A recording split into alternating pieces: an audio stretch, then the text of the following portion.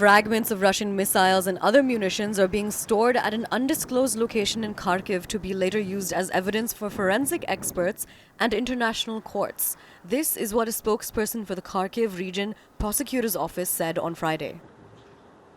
Сумарно на цій ділянці знаходиться більше 1000 ракет.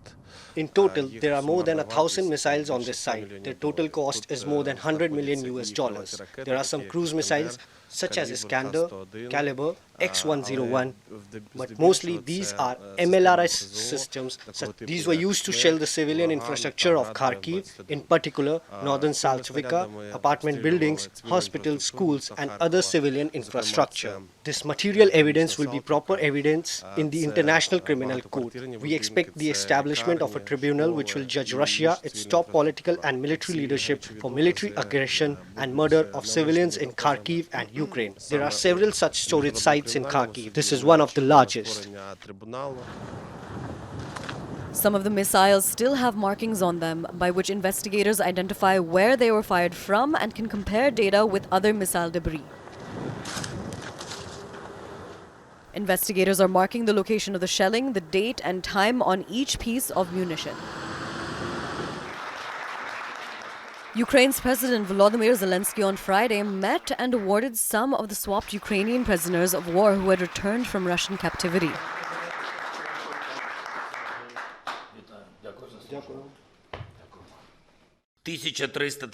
A total of 1,331 is already free.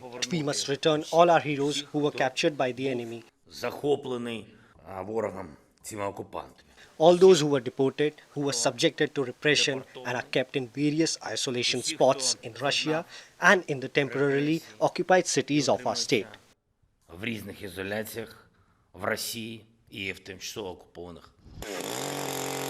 Russian state TV channel RURTR aired on Friday footage of Moscow Mayor Sergei Sobyanin overseeing fortification work at Russian positions in the Luhansk region.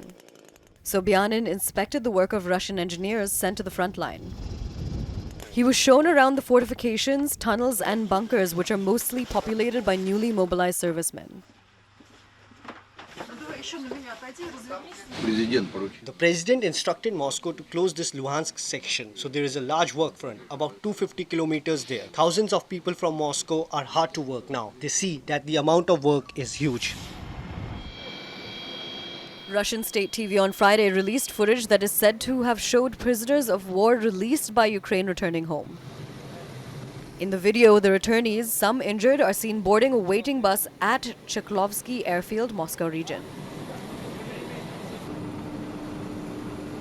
Others are seen boarding an ambulance. 50 Russian servicemen were reported by RURTR to have returned as part of the prisoner exchange. RURTR added that it is the fourth such exchange in recent weeks, which have seen more than 150 Russians return.